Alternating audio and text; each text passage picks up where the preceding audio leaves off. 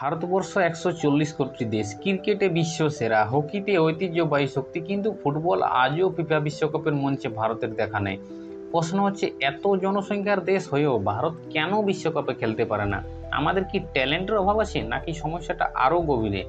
আজকের ভিডিওতে আমরা জানবো ভারতীয় ফুটবলের আসল সমস্যা, ব্যর্থতার কারণ এবং ভবিষ্যতে বিশ্বকাপে যাওয়ার সম্ভাবনা কতটা রয়েছে। প্রথম কারণ যদি আমরা দেখি, গ্রাসরুটে ফুটবলের দুর্বলতা। যে কোনো সফল ফুটবল দেশের ভিত্তি তৈরি হয় ছোটবেলা থেকেই। আর ব্রাজিল, আর্জেন্টিনা, স্পেন বা জার্মানি শিশুরা 5 থেকে 6 বছর থেকেই সংগঠিত ফুটবল প্রশিক্ষণ পায়, যেখানে ভারতে এখন অধিকাংশ রাজ্যে মানসম্মত ফুটবল একাডেমি বা কোচিংয়েরই অভাব রয়েছে। অনেক প্রতিভাবান খেলোয়াড় তো গ্রামের মাঠেই হারিয়ে যায়, কাদা মাটির মাঠে খেলে হারিয়ে যায়। ফুটবল খুঁজে বের করার জন্য একজন শক্তিশালী স্কাউটিং সিস্টেম খুবই সুবিধা, একটা ভালো টিম প্রয়োজন। দ্বিতীয় কারণ হচ্ছে ক্রিকেটের আধিপত্য। ভারতের সবচেয়ে জনপ্রিয় খেলা হচ্ছে ক্রিকেট। একজন প্রতিভাবান কিশোর যদি খেলাধুলায় কেরিয়ার করতে চায়, তার পরিবার সাধারণত ক্রিকেটকেই গুরুত্ব দেয়, ক্রিকেটকেই বেছে নেয়, কারণ ক্রিকেটে রয়েছে নাম, যশ, খ্যাতি, অর্থ, স্পন্সর, জনপ্রিয়তা এবং কেরিয়ারের সুযোগ অনেক বেশি। ফলে বহু সম্ভাবনায় অ্যাথলিটস ফুটবলের পরিবর্তে অন্য খেলায় চলে যায়। ক্রিকেটের আধিপত্য সত্যি ভারতে ভালো, কিন্তু ক্রিকেটে এতটা গুরুত্ব দেওয়া উচিত নয়। তৃতীয় কারণ হচ্ছে দুর্বল অবকাঠামো।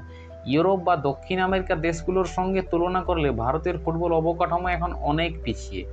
সব জায়গাতেই উন্নত ট্রেনিং সেন্টার, ভালো স্পোর্টস নেই, স্পোর্টস সায়েন্স নেই, মেডিকেল সায়েন্স নেই, কিচ্ছু নেই এখানে।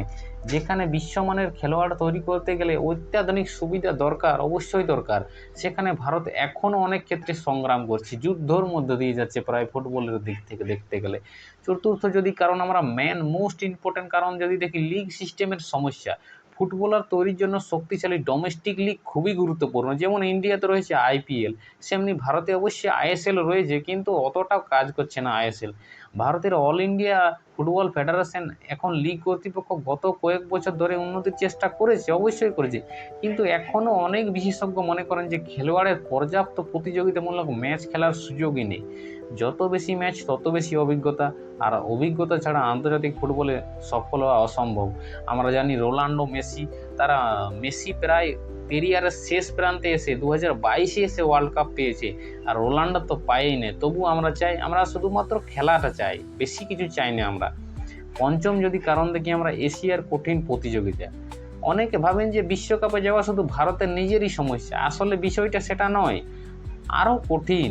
এশিয়ায় রয়েছে Japan, South Korea, Iran, Saudi Arab, অস্ট্রেলিয়ার মতো শক্তিশালী দল। যেখানে ভারতকে যদি ওয়ার্ল্ড কাপে কোয়ালিফাই করতে হয়, তাহলে ভারতকে এই দেশগুলোর সঙ্গে প্রতিযোগিতা করে জিততে হবে, এই দেশগুলোকে হারাতে হবে। ভারত 2026 বাছাই পর্বে এই জন্য দ্বিতীয় রাউন্ডেই শেষ হয়ে যায়, কারণ এত শক্তিশালী দল এশিয়ায় রয়েছে, যার ফলে ভারত এগোতেই পারে না। তাহলে কি ভারতের ট্যালেন্টের অভাব আছে? একদমই না, ভারতের প্রতিভার কোনো অভাব নেই। সুনীল ছেত্রী প্রমাণ করেছেন যে ভারত থেকেও আন্তর্জাতিক মানের ফুটবলার তৈরি হতে পারে। দেশের বিভিন্ন প্রান্তে হাজার হাজার তরুণ ফুটবলার প্রতিদিন নিজেকে প্রমাণ করার চেষ্টা করেছে। সমস্যা ট্যালেন্টে নয়, সমস্যা হচ্ছে সিস্টেমে। সঠিক প্রশিক্ষণ চাই, সঠিক সুযোগ এবং দীর্ঘমেয়াদী পরিকল্পনার অভাবই সবচেয়ে বড় বাধা আমার মনে হচ্ছে। সরকার এবং ফুটবল প্রশাসনের নাকি গাফিলতি আছে তাহলে? অনেকাংশে হ্যাঁ, সরকার এবং ফুটবল প্রশাসন দুপক্ষই গত কয়েক বছর ধরে উন্নয়নের চেষ্টা করছে, কিন্তু এর ফল প্রত্যাশা অনুযায়ী না। এখন অনেক সময় লাগবে ভারতীয় ফুটবলার তৈরি করতে।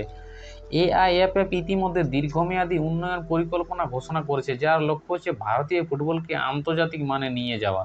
তবে পরিকল্পনা কাগজে কলমে থাকলেই হবে না, মাঠে বাস্তবায়ন করাটাই হচ্ছে সবচেয়ে গুরুত্বপূর্ণ।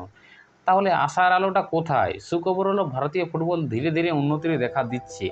আন্ডার-18 এলাইট লিগ এবং বিভিন্ন একাডেমি থেকে নতুন নতুন প্রতিভা উঠে আসছে। দেশের বিভিন্ন অঞ্চলের তরুণ খেলোয়াড়রা জাতীয় পর্যায়ে নিজেদেরকে প্রমাণ করছে। যদি আগামী 10 থেকে 15 বছর ধরে ধারাবাহিকভাবে গ্রাসরুট উন্নয়ন, কোচিং এবং অবকাঠামোর বিনিয়োগ করা যায়, এবং তাহলে বিশ্বকাপের স্বপ্ন অসম্ভব নয়। একদম গ্রাউন্ড লেভেল থেকে লক্ষ্য করতে হবে যে কোথায় ফুটবলার আসছে, কোন পুরুলিয়ার সুখা মাটিতে আমাদের ফুটবলার তৈরি হচ্ছে।